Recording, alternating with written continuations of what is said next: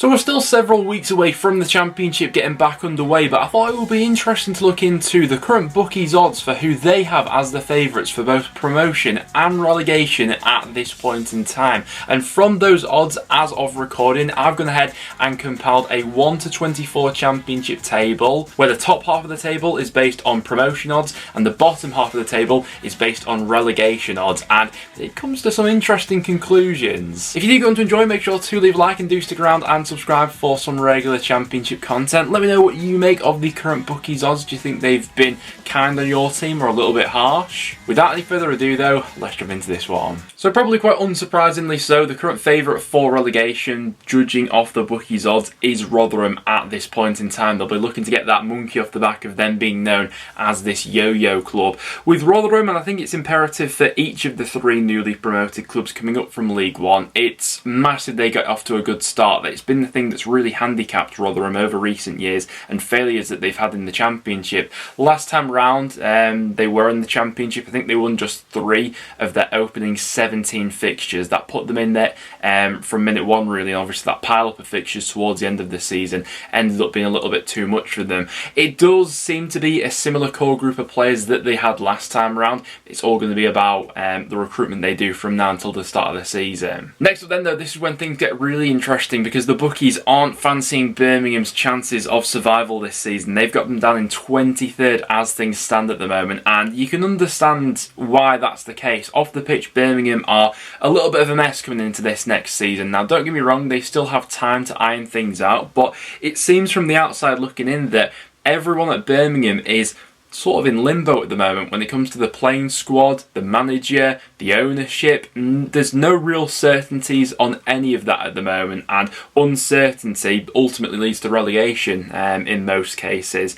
It seemed, a month or so ago that Lee Bowyer would more than likely be leaving. That no longer seems to be the case if this current ownership does in fact stay in place. So yeah, Birmingham, it looks as if are on for a quite tricky season if things don't change. And the same could probably be said for Reading as well. The bookies have them in 22nd place at this point in time. Reading are limited in what they can do in terms of arrivals into their squad, in terms of the wages they can pay and things like that. They've lost their best player from last season in John Swift. Lucas Giles' future is all pretty much up in the air at this point in time, and ultimately they have a manager in Paul Ince who I'm not 100% sold on, and judging by these odds the bookies aren't either. Then this next one I thought was really interesting actually, but they've actually got Bristol City dropping as far down as 21st place, and the odds that I was going off, they actually have Bristol City and Reading both at exactly the same odds for relegation this season, so the bookies not fancying Bristol City's chances so much at this point in time. Last season did feel like a little bit of an underachievement really from Bristol City and what they could have been capable of. It does feel like there will be a few moving parts at Ashton Gate in this transfer window as well, but a positive start to the window with the arrival of Cal Naismith. That 21st place has surprised me a little bit. At this point in time, they do have Wigan to beat the drop. They've got them in 20th place as things stand. Obviously, we are weeks away from the Championship getting underway, and so much will change at all these clubs that no one can really make any sort of definitive prediction on the Championship at the moment. But these early odds are interesting to say the least. I would be quite positive on Wigan's chances of survival as of right now going into next season, but that is reliant on them getting the recruitment spot on. Next up then we have my team, Preston North End, all the way down in 19th place. I think that most Preston fans would see this as a really quite terrible season actually if we finish all the way down in 19th. I think it's going to be a lot better than this for us, but I understand why the bookies have us in that place at the moment. We don't have a senior goalkeeper on the books as things stand. We're looking really quite light up front as well, and in a couple of other positions. So Preston need to get things underway, and I'm sure we will in the next couple of weeks in terms of recruitment, but based on the current squad I can see it, but based on the ambition and the feeling off the pitch at the moment for Preston, I think it will be considerably higher than that. And in 18th place currently the bookies have Blackpool. Now I'm a bit sort of cautious over what I think of Blackpool at the moment. I think that Critchley's departure has hit Blackpool really where it hurts, and if they don't get this next managerial appointment spot on, we could see quite a drastic fall off from Blackpool if we compare it to their finish from last season. Bowler's expected to leave. How much money is there to go ahead and reinvest in the squad? It's not all too clear at this point in time. Michael Duff seems to be the front runner in terms of the manager they're being linked to at the moment to go ahead and replace Critchley, but yeah, I'm quite unsure about Blackpool at the moment, actually. Blackburn are next up. It's a row of Lancashire teams all in this part of the table according to the bookmakers odds, but Blackburn in 17th place will be quite the drop off from last season. Once again, Blackburn another club where there's quite a few moving parts at the moment. Brereton Diaz more than likely to leave, probably. Mowbray's no longer there, and we're still in limbo in terms of who's going to be the next Blackburn manager as well, so a lot of unknowns with Blackburn at the moment. Too early to call them. Cardiff seem to be heading in the right direction under Steve Morrison, but they do still have quite a bit to do in terms of their recruitment. They have got things well underway so far. I think they've had at least 3 incomings coming into that squad, and that was only going to be needed with the experience they've gone ahead and lost in that team. It was a team which was in desperate need of a refresh, and it seems like we're going to get that from Cardiff this season, maybe even with a Gareth Bale arrival in the mix there as well. And the bookies aren't too keen on Luton Town repeating their fantastic season from last time around, because they've currently got them pegged to finish all the way back in 15th. Luton are a bit of a tricky customer, I think, in terms of a prediction going into next season. The obvious example that people will probably point towards is, Barnsley maybe, way overachieved, and then the next season we're dragged into a relegation battle. We've seen, the Naismith departure. If there are a few more to follow along on a similar path, then maybe I could see a similar drop-off. But Luton generally have recruited the right way. They've been quite sensible with their approaches as well. So as things stand, I don't think it should be all too much of a drop-off, but yeah, maybe not quite the heights they were hitting from last season, but time will tell on that one. It's still really early days. Millwall, the bookies have to finish in 14th place, so quite a drop-off from last season, not quite being in and amongst the playoff picture, as we tend to associate this Millwall side with being but a little bit further down in 14th place.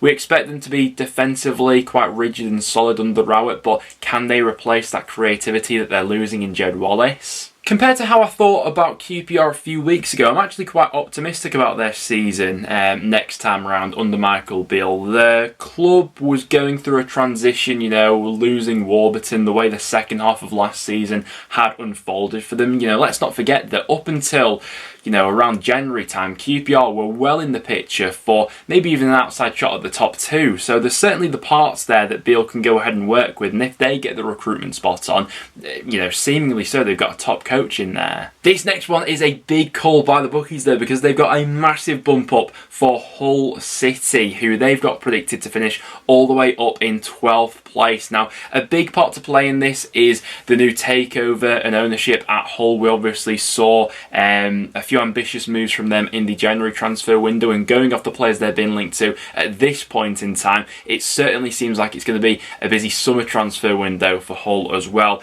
I think the jury is still out on Shota Valades in terms of what he can get out of this team, but with the recruitment path that they seem to be going down, yeah, I think a few Hull fans are quite excited about next season. Coventry continue to go from strength to strength under Mark Robbins, and the bookies currently have them predicted to finish in 11th place in the Championship. Obviously, Coventry have been on unbelievable upwards trajectory. Year upon year growth we're seeing from them as a football club. Have they hit that ceiling now, or will they go one better next season and manage to break into that top 6? We'll see. Big call next up from the bookies as well at this point in time, because going off their promotion odds, they have Sunderland to finish in 10th place next season, which would be quite the achievement, their first season back up in the Championship. But Sunderland have got a lot of moving parts at the moment. They need to do a lot of recruitment at this point in time, how their squad's looking at this point in time, and what they'll need to compete in the Championship. But what they do have is the infrastructure to absolutely be a top Championship club. I think they've got a top Championship manager in Alex Neil. They're riding the momentum from last season, and it seems bold, but I wouldn't back against it if they get this recruitment spot on. Stoke will forever make people look like mugs in terms of start of the season predictions. The bookies currently have them predicted to finish in 9th place, and honestly, Stoke next season could finish anywhere from 5th to 16th, and it wouldn't surprise me whatsoever. At their best under Michael O'Neill, I think they've got it in them to be a fantastic football team, and at their worst, they can be so turgid, dull and predictable that we'll probably end up meeting them somewhere in the middle, and it'll level out to a sort of 12th place finish. But there is the feeling around Stoke that these last 2-3 seasons have been vast underachievements, and this squad is capable of so much more. But is it going to be another season of mistakes, or are they finally going to learn from that and they're going to properly challenge? I'm really not sure on that at the moment. Next up then, for Huddersfield Town, going off the bookies promotion odds, they have them predicted to finish in 8th place at this point in time. Are they going to be able to repeat last season's playoff final finish? I don't think that people are going to be quite so bold to be going Huddersfield predicted to finish in the relegation zone or anything like that, but like we were last season. But I think there will be a few varying thoughts on Huddersfield heading into next season, as there probably will on Luton as well. Just missing out on the playoffs at this point in time, according to the bookies. They've got Swansea City in 7th place. Now, do you know what? For Swansea, they ended the season with a lot more consistency. Things finally seem to be clicking for them. You know, that system they had with Obafemi leading the line and the 2 number 10s off that, the wing backs working off them, and the back 3 that they seem to have settled. It seemed like this process under Russell Martin was finally starting to fall in place. You know, Swansea were sort of handicapped by their inconsistent start to last season, but with a full year, with them now being a full year into the Russell Martin project, it does feel like they will go on and improve from last season. And going off the bookies odds, the top 6 at this point in time is quite predictable, to be honest. It's all the teams at the moment that you probably expect to be in there, and that's who the bookies have in the top 6 at the moment. But the ordering of all these teams is quite interesting. In 6th place, they do have Burnley, so the lowest out of the 3 newly relegated sides coming down from the Premier League. I think that would be probably quite consistent with a lot of people's thoughts on Burnley at the moment. They are still in limbo as of recording, yet to announce the arrival of Vincent Kompany. Once that finally goes through, we'll probably start to know a little bit more about Burnley in terms of the player departures and, more importantly, the people who are going to be coming in. Steve Bruce's West Brom then come in 5th place. I still have my uncertainties over Steve Bruce, but what you would say about the things happening at the Hawthorns at the moment is that they do seem to be fairly committed to this rebuild. In terms of the players they're being linked to at the moment, obviously already the arrival of John Swift, one of the best midfielders in the Championship from last season, it does feel like we'll be getting a new West Brom heading into next season. That was something that was, you know, this team was crying out for. They were a shell of themselves in the second half of last season, how they fell away under Ishmael and then eventually under Bruce as well. So maybe we will see a revitalised West Brom. I certainly think there'll be more talent in that squad next season. In 4th place at this point in time, the bookies have Sheffield United. I think a lot of people would have Sheffield United there or thereabouts at this point in time. The points per game they were averaging under Paul Heckingbottom last season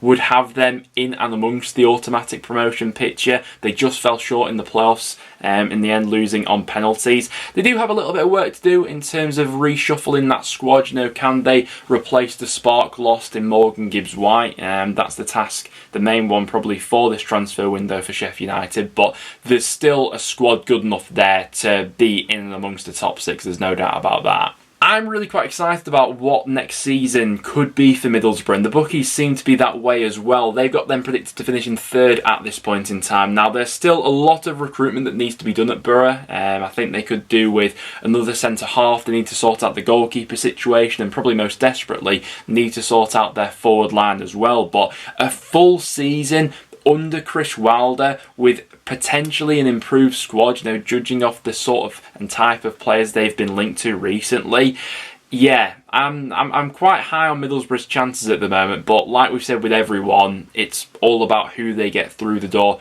in these next few weeks, because at the moment it is too early to tell, really. And predictably so, of course, they've got probably the 2 obvious choices in as the top 2 at the moment. In 2nd place, the bookies have Norwich at this point in time. It does feel like there is a little bit more uncertainty over Norwich than there was this time last season. You know, they had the blueprint for promotion in that squad they went up with last time. You know, Fark was there, Buendia was there. Whereas this season it does feel like there are a few more moving parts in terms of potential departures. We could still get Dean Smith back in the Championship, which I'm really excited to see as well. But yeah, a little bit more uncertainty, albeit they will be one of the favourites, and understandably so. And then, as to be expected, coming in as the bookies' favourites at this point in time, it is Watford, so they've got the obvious two in Watford and Norwich at the moment. But a lot that I just said about Norwich probably applies to Watford as well. Really excited to see what Rob Edwards can do with this Watford squad. Bit of an un-Watford-like appointment, really, judging off the sort of head coaches they've gone for over previous years. And it does feel like maybe a little bit of a refresh of this squad is on the horizon as well. We've not seen all too many concrete links about players potentially coming into Watford recently, so it does feel like maybe there is the need to shift on a few of those big earners before we see the parts falling into place in terms of some recruitment and players coming in at the club there, and that's ultimately what this season is going to hinge on from them. But no doubt they've got, along with Norwich, two of the most talented squads in the Championship at this point in time, and yeah, not any surprises in there to see them as the top two at the moment. But there we have it, guys. Still got plenty of time before the season kicks off, but judging off the bookmakers' odds, that right there is how the Championship will shape up going into next season as things stand. Which do you agree, disagree with? Let me know. Apart from that though, guys, that will now wrap it up for today's video. So if you did go on to enjoy, make sure to leave a like and do stick around and subscribe for some regular Championship content. Thanks for watching though, guys, and I'll see you all in the next one.